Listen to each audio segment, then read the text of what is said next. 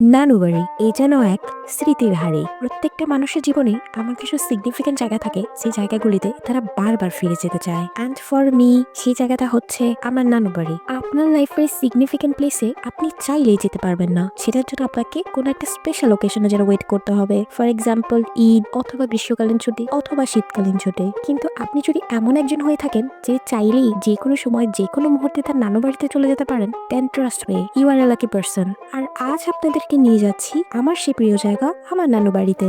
আমার বাসা থেকে আমার নানু বাসার দূরত্ব হচ্ছে অ্যারাউন্ড 60 to 70 কিলোমিটার। আর আমরা সম্পূর্ণ পথে বাসে ট্রাভেল করে যাব। যদিও আমার বাসের চেয়ে ট্রেন অথবা বাই বোট জার্নি করতে অনেক বেশি ভালো লাগে, যদিও বাস জার্নিটাও সুন্দর, কিন্তু সারা বছর ঢাকা শহরের জ্যামপূর্ণ রাস্তায় জ্যামপূর্ণ বাসে যাতায়াত করার পর আর বাস জার্নি করতে ভালো লাগে না। হাউএভার আমি আমার বাসের জার্নিটাকেও অনেক বেশি এনজয় করি। তবে জার্নিটা বাই বাস হোক, বাই ট্রেন অথবা by boat, window seat is mandatory. তবে নানু বাড়ি যাওয়ার রাস্তাটা আমার কাছে সবসময় অনেক বেশি ইন্টারেস্টিং লাগে, কেননা প্রতিটি বাক মনে করিয়ে দেয় আমার শৈশবের সেই স্মৃতিগুলো। গ্রামের সকাল মানেই আলাদা এক প্রশান্তি, যেখানে শহরের কোনো কোলাহল নেই, চারপাশে শুধু প্রকৃতির মেলবন্ধন। আর নানু বাড়ির সকালের দৃশ্যটা যেন কখনোই বদলায় না। এখানকার প্রতিটা মুহূর্ত শুদ্ধ, সরল আর প্রাণবন্ত।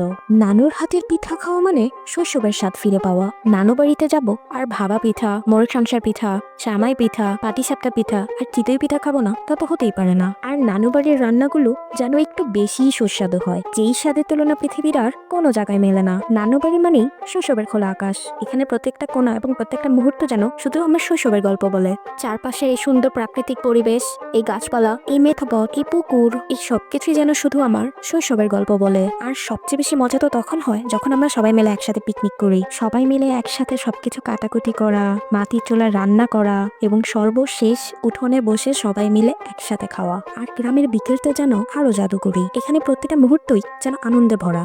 একসাথে বাড়ির সবাই মিলে ম্যাজিক শো দেখা, গল্প করা, খেলাধুলা করা, এসবের তো যেন কোনো বিকল্পই নেই। অতঃপর আসে সন্ধ্যাবেলা। আর সন্ধ্যা মানেই বাসার সবাই মিলে একসাথে বাহিরে ঘুরতে যাওয়া, চটপটি ফুচকা খাওয়া আর খুব সুন্দর একটা ফ্যামিলি টাইম স্পেন্ড করা। অ্যান্ড সারাদিন এত অ্যাক্টিভিটিস করার পরও আমাদের চোখে মুখে কোনো ক্লান্তির ছাপ থাকে না। আর এরপরে শুরু হয় রাতের আড্ডা। বাড়ির উঠোনে একসাথে সব কাজিনরা মিলে বিভিন্ন ধরনের ফান অ্যাক্টিভিটিস করা।